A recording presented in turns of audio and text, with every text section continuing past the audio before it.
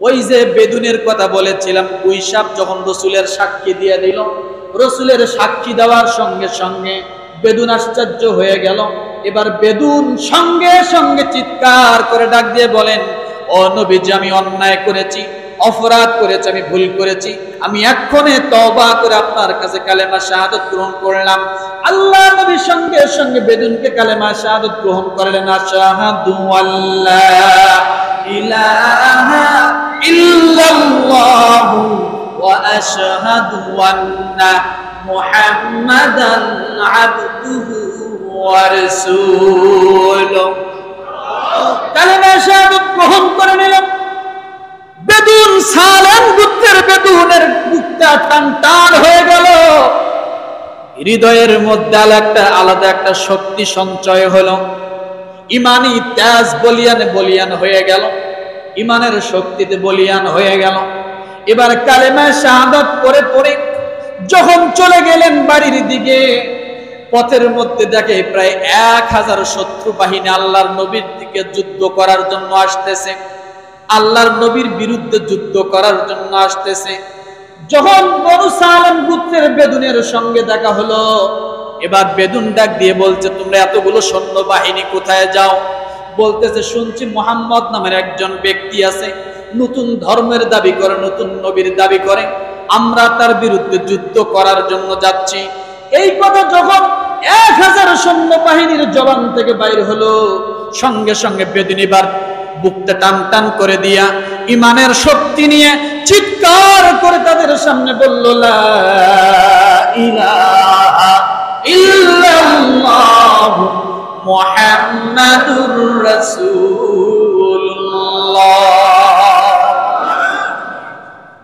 বেদুনের জবান থেকে যখন শুনল 1000 সৈন্য বাহিনী রাসূলের সঙ্গে যুদ্ধ করার জন্য যাচ্ছে, সঙ্গে সঙ্গে আশ্চর্য হয়ে গেল। কি আশ্চর্য কথা, তুমিও ইসলাম গ্রহণ করেছো, তুমি ওই ব্যক্তির সাথী হয়েছ। এবার বেদুন ডাক দিয়ে বলল, আমি শুধু ওই ব্যক্তির সাথী হই নাই, এই যে আমার সাথে গুই সাপ আছে, এই সাপটাকেও যদি তোমরা জিজ্ঞাসা করো, সঙ্গে সঙ্গে সাপটা গ্রহণ করে নিল, লা ইলাহা ইল্লাল্লাহু মুহাম্মাদুর রাসূলুল্লাহ। সাপের জবান থেকে 1000 সৈন্য যখন রাসূলের উপরে কালেমা শুনতে পারল, সঙ্গে সঙ্গে 1000 লোক সমস্ত অস্ত্র শস্ত্র ফালায় দিয়া ওই জায়গার মধ্যে বেদুনের হাতে হাত রেখে 1000 লোক একসঙ্গে ইসলাম গ্রহণ করে নিল। আপনি ইসলামের ইতিহাস তাকান, সবচাইতে বেশি একসঙ্গে ইসলাম গ্রহণকারী যে 1000 ব্যক্তি, এই গুই সাপ এবং বেদুনের সাথে সম্পর্ক। আর এটা হয়েছে কিসের জন্য? উত্তম আদর্শের জন্য। কি আদর্শ ছিল? রসুলকে এত গালিগালাজ করলো, রসুলকে এত কটাক্ষ করলো, রসুলকে এত কথা বললো, কতল করতে চাইলো, রসুল তখনও ধৈর্যবান। তখনও কি? তখনও ধৈর্যবান, তখনও সবুর। উমর বারবার উঠে লাফায়, রসুল বলে, উমর লাফায়ও না, এটা উত্তম আদর্শ না। এই জন্য বলা হয়েছে যে রসুলদের নবুয়তের একটা গুণ হলো অধিক ধৈর্যবান। কথা ঠিক কিনা? আমার ভাইরা, এখন কথা হলো রসুলের উত্তম আদর্শটা কি? একটা জিনিস দিয়ে বোঝাই, মনে থাকবে? গভীর খেয়াল করেন, রসুলের আদর্শটা কেমন ছিল বুঝুন। আল্লাহর নবী জনাবে মুহাম্মদুর রাসূলুল্লাহ সাল্লাল্লাহু আলাইহি ওয়াসাল্লাম, তিনি মসজিদে নববীর কাছে এক জায়গায় বসা, একটা গাছের নিচে আল্লাহর নবী ছায়ার নিচের মধ্যে বসা ছিলেন। দারাকুতনিতে হাদিসটা আসছে, মুসনাদে আহমদের মধ্যে হাদিসটা আসছে, এবং হায়াতুল হায়াওয়ান নামে একটা কিতাব আছে, 3 নম্বর খণ্ডের মধ্যে হাদিসটা আসছে।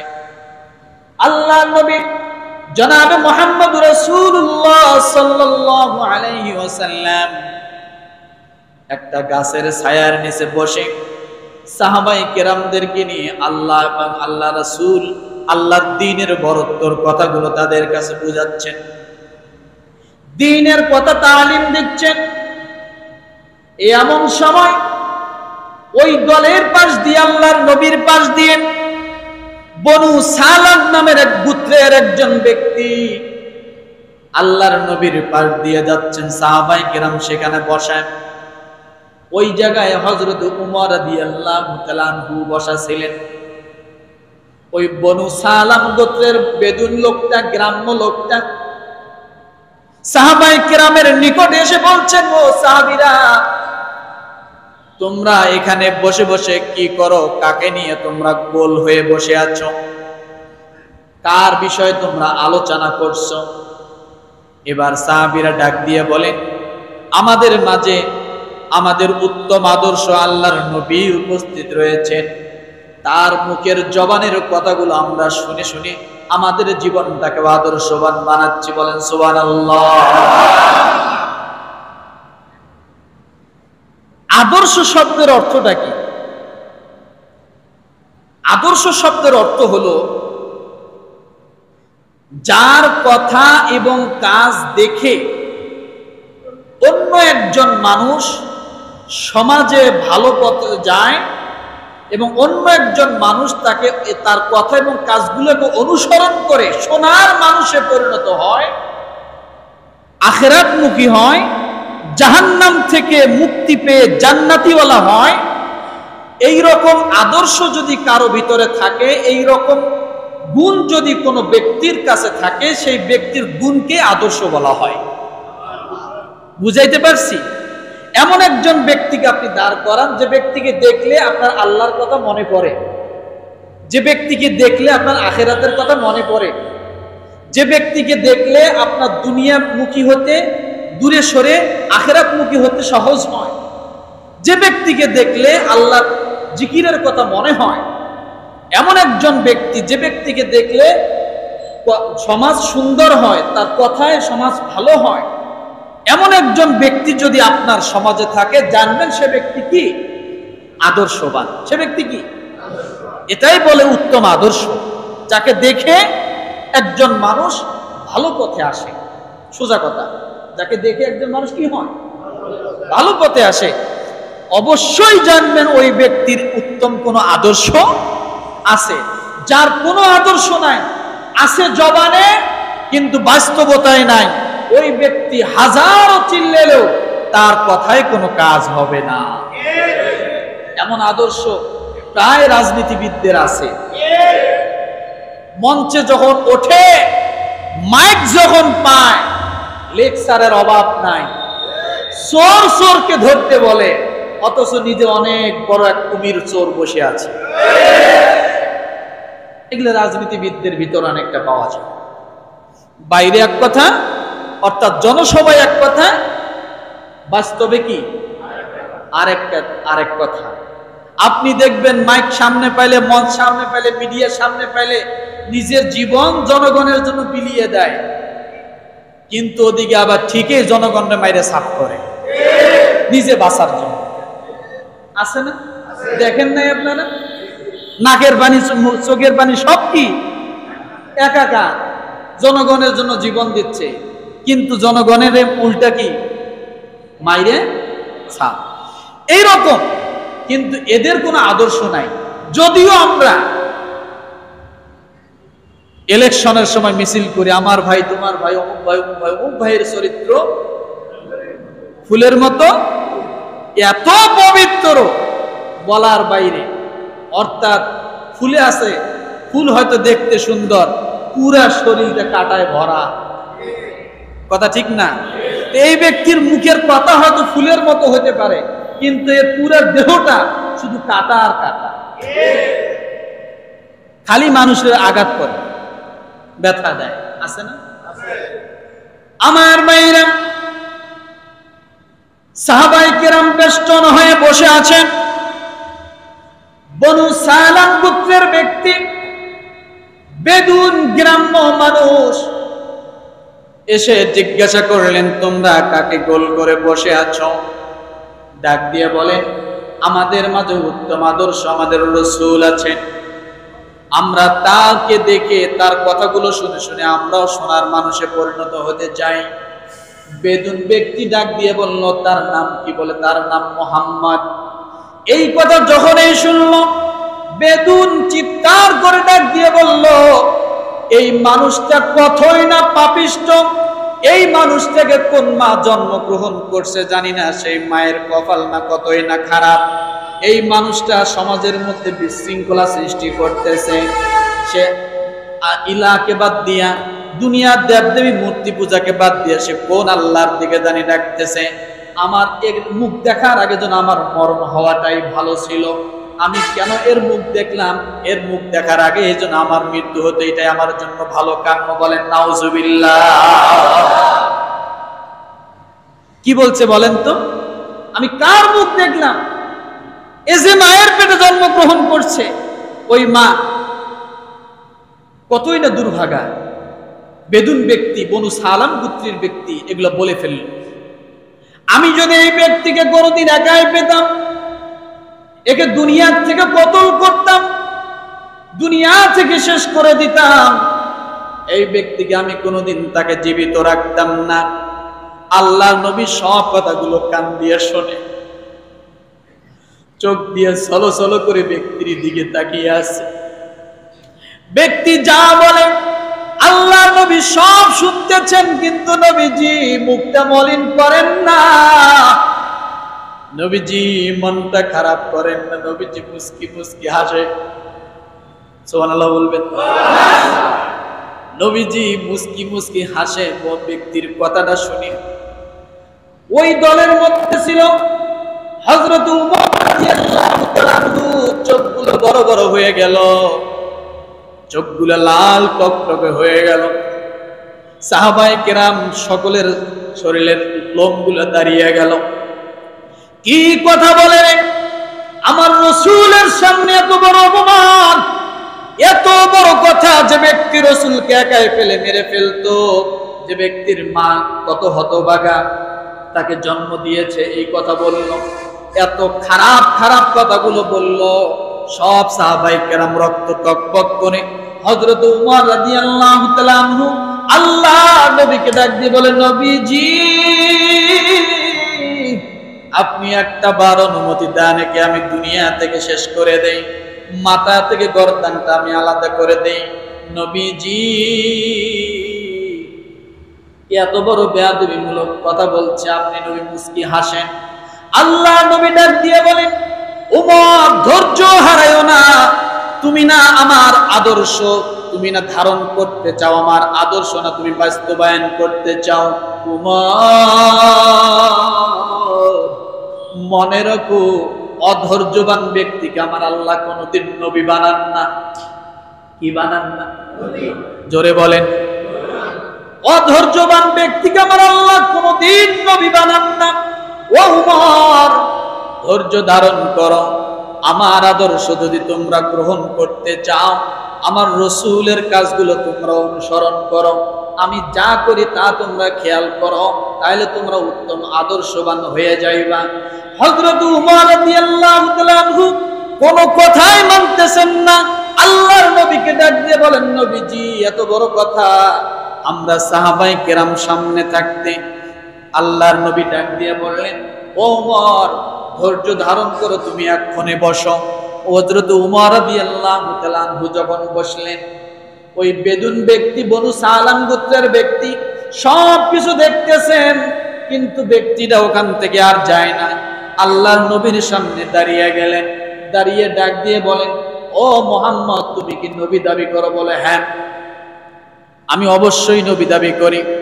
আমার ভাইরা, বনু সালাম গোত্রের ব্যক্তি নবী মুহাম্মদ রাসূলুল্লাহ সাল্লাল্লাহু আলাইহি ওয়াসাল্লামকে ডাক দিয়ে বলেন, ও নবী মুহাম্মদ তুমি শোনো, যদি সত্যিকার তুমি নবী হও, তুমি বলো তো দেখি, আমার এই যে থলের মধ্যে এখন বর্তমান আমার থলের ভিতরে, আমার ব্যাগের ভিতরে কি আছে তুমি যদি বলতে পারো, তাহলে তুমি অর্ধেকটা প্রমাণ দিবা, আমি তাহলে বুঝবো তুমি অর্ধেকটা আমার কাছে প্রমাণিত হয়ে যাবা নবী।